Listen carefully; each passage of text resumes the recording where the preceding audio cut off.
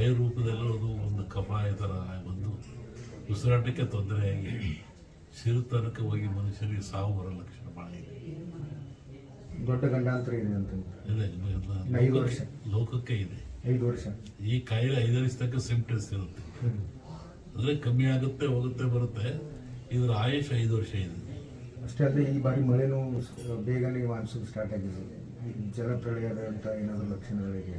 ಈ 4 ಮೊನ್ನೆ ಹೇಳಿದ್ದಲ್ಲ, ವಾಯು ಜಾಸ್ತಿ ಇದೆ, ಜಲದ್ದು ಜಾಸ್ತಿ ಇದೆ, ಮೇಘಸ್ಫೋಟ ಆಗೋ ಲಕ್ಷಣ ಭಾಳ ಇದೆ, ಹಿಮಾಲಯದಿಂದ ಅಪಾಯ ಇದೆ, ಅದು ಡೆಲ್ಲಿವರೆಗೆ ಆವರಿಸ್ತದೆ, ಭೂಕಂಪಗಳು ಭಾಳ, ಜನಗಳ ಸಾವುಗಳು, ಮತೀಯ ಗಲಭೆ ಹೆಚ್ಚು, ಅರಸ ನರಮನೆಗೆ ಕಾರ್ಬೋಡ ಕವಿದಿತ್ತು.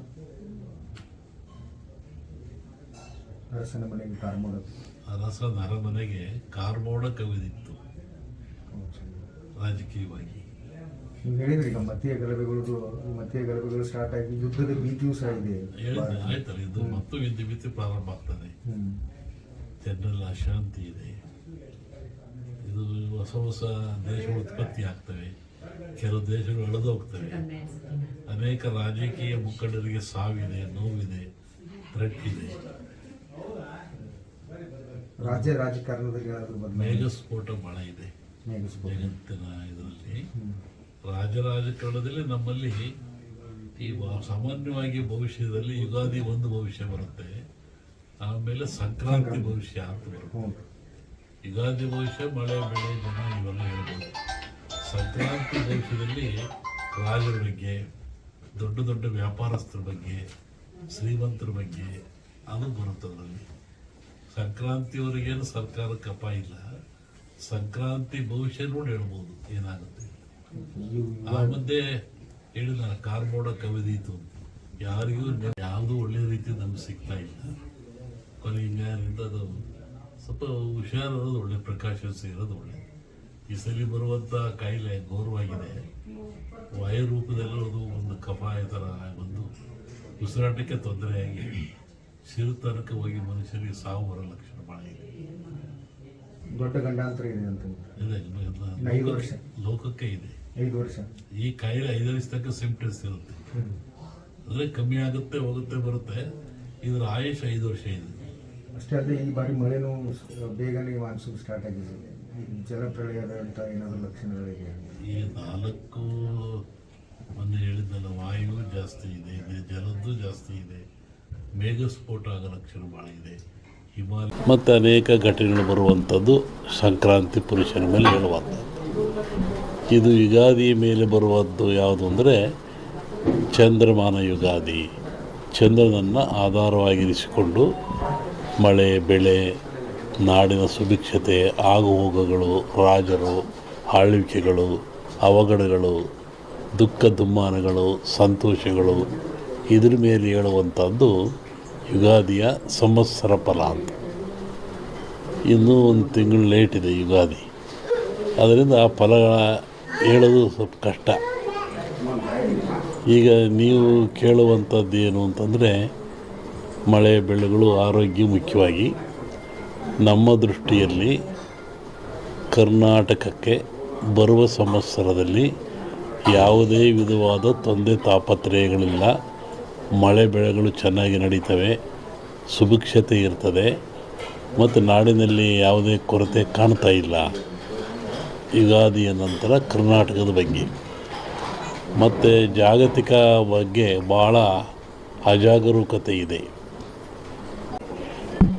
ಕೆಲವು ಕಡೆ ಕುರುಬು ರಟ್ಟು ಅಂತಾರೆ, ಅದು ಕುರುಹಿನ ರಟ್ಟು, ಮುಂದೆ ಏನಾಗಿ ಕುರು ಅಂತ ರಟ್ಟು ಅಂತಕ್ಕಂಥದ್ದು. ಹಾಲು ಕೆಟ್ಟರು ಹಾಲು ಮತ್ತು ಸಮಾಜ ಕೆಡಲ್ಲ ಅಂತಾರೆ.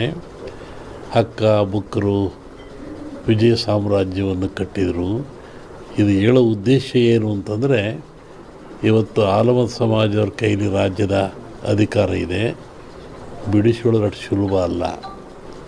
ಅವರಾಗೇ ಬಿಡಬೇಕೆ ಹೊರತು ನೀವು ಬಿಡಿಸಿಕೊಳ್ಳೋದು ಸುಲಭವಲ್ಲ.